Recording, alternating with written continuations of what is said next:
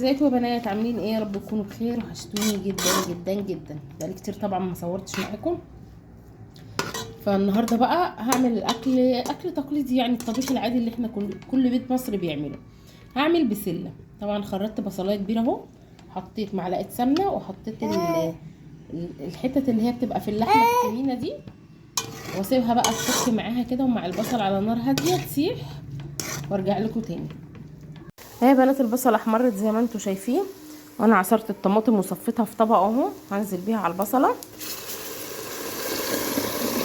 واسيبها بقى تتسبك كويس. اكون انا قطعت الجزر وفصصت البسله اهو يا بنات. الصلصه بعد ما اتسبكت غسلت البسله والجزر وصفتهم، وغسلت معاهم قرن فلفل، بنزل بيه كده سليم، انزل بيها في الصلصه، واحط مكعبين ماجي وسنه فلفل اسمر، واسيبهم بقى يستووا مع بعض.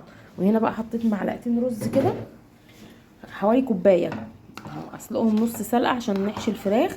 هسلقهم نص سلقه واصفيهم، وارجع اتبله معاكم اهو يا بنات. بعد ما سلقت الرز نص سلقه زي ما انتم شايفين وصفيته، هحط له بقى التوابل. هحط له معلقتين كزبره كبار كده، ومعلقه فلفل اسود وملح،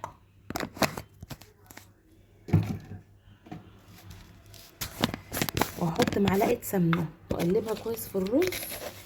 وحطيت معلقه الملح اهي يا بنات، وهجيب الفلفل الاسود احطه اهو يا بنات. حطيت الفلفل الاسود زي ما انتم شايفين والسمنه، هقلبهم كويس بقى في الرز لحد ما يتبهر كله ويبرد الرز شويه، ونحشي الفراخ سوا اهو يا بنات. بعد ما بهرت الرز هحشي الفراخ كده زي ما انتم شايفين. وطبعا جايباها فراخ صغيره حشو اهو، بس عشان الرز سخن شويه.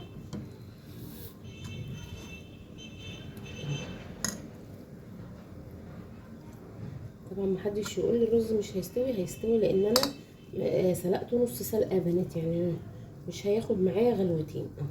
حشيت الفراخ كده زي ما انتم شايفين، كتفها كده في بعضها.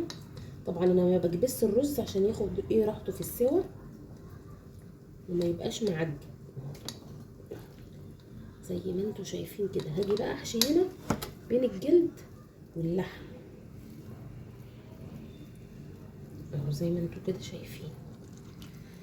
هكمل بقى حشو بحشي معاكم بس اول واحده، وهحشي الاتنين التانيين. وطبعا انا مبهره الشوربه هوريها لكم برضو. حطيت فيها بصلايه صغننه وفصين توم. طبعا هحشي من الجنب التاني اهو.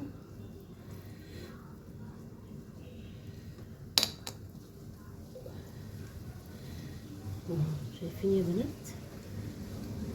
بحشي في الجلد نفسه اهو،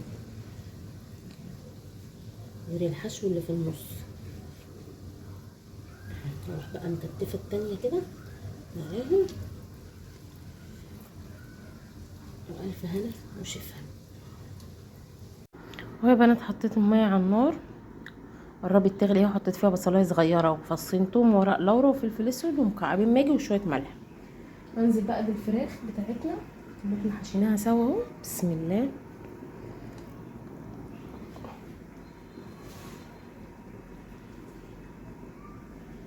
اهو يا بنات.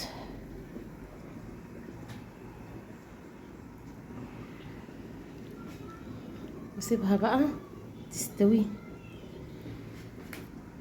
واسيبها تستوي بقى، واكمل واعمل رز بشعريه جنب البسله اهو يا بنات. الفراخ بعد ما حشيتها وحمرتها اهو، والبسله استوت والرز. متنسونيش بقى بدعواتكم الحلوه، متنسونيش بقى تحطوا لايك وشير وتشتركوا في القناه وتفعلوا زر الجرس عشان يوصل لكم كل جديد. نشوفكم ان شاء الله على خير. مع السلامه.